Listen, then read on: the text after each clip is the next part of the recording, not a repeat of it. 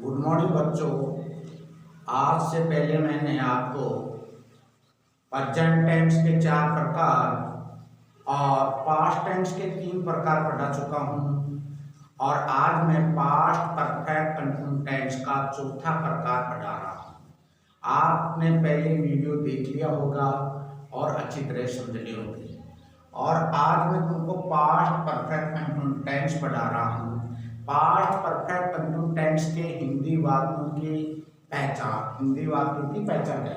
इस काल के हिंदी वाक्यों के अंत में रहा था, से रहा था, से रही थी, से रहे थे आदि शब्द पाए जाते हैं और कार्य भूतकाल में से ही जारी रहना पाया जाता है।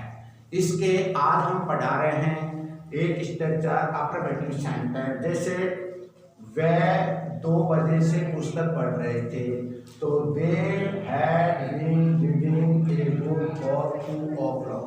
2 बजे से पुस्तकें पढ़ रहे थे। तो इस प्रकार के सेंटेंस जिसमें से रहा था, से रही थी, से रहे थे आदि शब्द ये पास्ट परफेक्ट कंटिन्यूस टेंस के आते हैं। अब से रहा था, से रही थी, इनके लिए हम सिंस और फॉर का प्रयोग करते हैं। सिंस और फॉर का प्रयोग मैं आपको पहले बता चुका हूँ।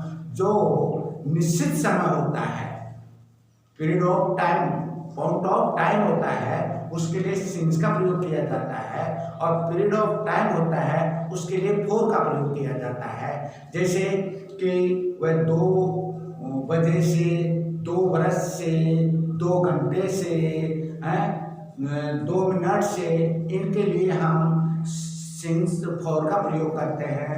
और जैसे वो 2019 से, या वो सुबह से, शाम से, दोपहर से आदि जो शब्द दिए जाते हैं उनके लिए हम सिंस का प्रयोग करते हैं। आओ आप इसको इस गान के द्वारा अच्छी तरह समझेंगे।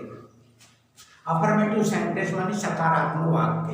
आप सबको इसके स्ट्रक्चर होता है subject plus had been plus verb के फर्स्ट फॉर्म के साथ में ING plus object plus since oblique for plus time.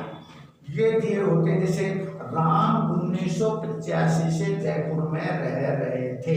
अब जैसे से शब्द आया, से के लिए हम सिंस या फॉर दोनों में से किसी एक का प्रयोग करेंगे इसके अनुसार। तो देखो 1985 एक निश्चित समय है तो इसके लिए सिंस का प्रयोग करेंगे। तो देखो Ram had been living in Jaipur since 1985। तो ये निश्चित समय है, 1985 निश्चित समय है तो हम सिंस का प्रयोग किया है। दूसरा ऑप्शन देखो, हम 2 बरस से इस विद्यालय में पढ़ रहे थे। 2 बरस से इस विद्यालय में पढ़ रहे थे।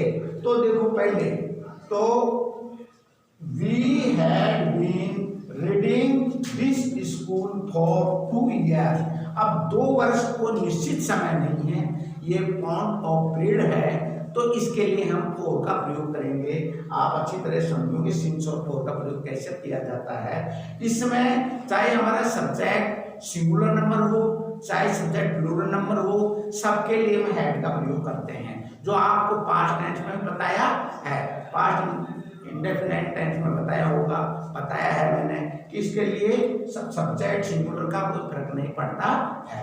जैसे अध्यापक 2 घंटे से कक्षा में बच्चों को पढ़ा रहा था। सॉरी, अध्यापक 2 घंटे से कक्षा में बच्चों को पढ़ा रहा था। तो देखो the teacher had been teaching children for 2 hours।